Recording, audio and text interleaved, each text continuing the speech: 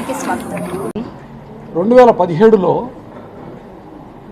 దేశంలోనే అత్యాధునికమైనటువంటి finger print system మనం పెట్టుకున్నాం. ఆంధ్రప్రదేశ్ మూలపడిపోయింది అనడానికి రెండు విషయాలు ఉన్నాయి. ఒకటి నిర్లిప్తతేనా, లేకపోతే కావాలని ఇది పనిచేయకపోతే మంచిది, దొంగలు పట్టుకోవాల్సిన అవసరం ఉండదని వచ్చేసావా అనేది కూడా ఆలోచించాలి. మనం ట్రై టు అండర్స్టాండ్.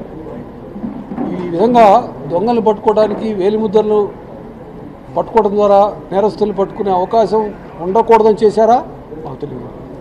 ఏది అయినప్పటికీ దాన్ని మళ్ళీ మేము అప్ చేసాం, ఆ సిస్టమ్ మళ్ళీ తెచ్చాం. ఆ విధంగా ప్రతి ఒక్కటి అంటే నాకు కావాలని సిస్టమ్ గురించి మాట్లాడా, కేసుల గురించి కూడా చెప్పగలను. ఒకనొక ఆఫీస్ మీద, పార్టీ ఆఫీస్ మీద అటాక్ జరిగితే ఆయన ఊరు భావ ప్రకటన స్వేచ్ఛ ప్రకారం మాట్లాడారు కాబట్టి పార్టీ ఆఫీస్ అటాక్ జరిగిందని చెప్పి సీడీలు ఆ విధంగా పోలీసులు రాసుకుంటే అది ఎలా కరెక్ట్ అవుతుంది?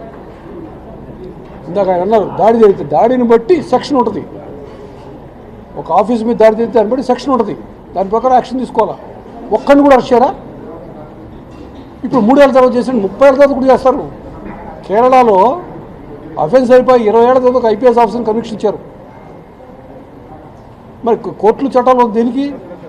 10 ఏళ్ళకైనా కానీ అన్యాయం జరిగినోడికి న్యాయం జరగాలి కదా, అందుకే చేయటం జరుగుతుంది. అందుకే ప్రతి ఇంతకుముందు జరిగిన విషయాలు మంచిగా చెడు కానీ సమీక్షించుకోవడం జరుగుతుంది.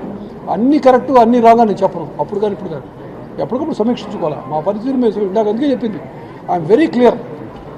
We have to be accountable. చేసే ప్రతి పని పారదర్శకంగా ఉండాలి, చట్టాలకి లోబడి పని చేయాలా. ఇంతకుముందు పని చేయలేదా అంటే కొన్ని జరిగి ఉండకపోవచ్చు, మీకు తెలుసు. కొన్ని మన దృష్టికి వచ్చి కేంద్ర ప్రభుత్వం దృష్టికి కూడా తీసుకెళ్లారు. ఒక ఎంపీని తీసుకెళ్ళిపోయి కొట్టేశారు అని, అది నిజమా కాదా అని తేల్చాలి కదా. తేల్చారా? తేల్చలేదు కదా. So what I'm trying to say is ప్రతి ఒక్కదాన్ని ఆ రోజు కానీ ఈ రోజు కానీ ఆరోపణ కానీ అభియోగం కానీ వచ్చినప్పుడు, అభియోగాలు ఎవరి మీద రావచ్చు, అది కానిస్టేబుల్ మీద రావచ్చు, ఎస్ఐ మీద రావచ్చు, ఎస్పీ మీద రావచ్చు, నా మీద రావచ్చు. అభియోగాలు వచ్చినప్పుడు క్లియర్ చేయించుకోవాలా, పారదర్శకత ఉండాలా, అదేవిధంగా మనకి జవాబుదారితనం ఉండాలి. అది that's what we want to ensure. I can assure you on that score. ఎప్పుడు కూడా ఒకటే చెప్తాను, ఈ విషయంలో ఏ విధంగా రాజీ పడేటువంటి అవకాశం లేదు.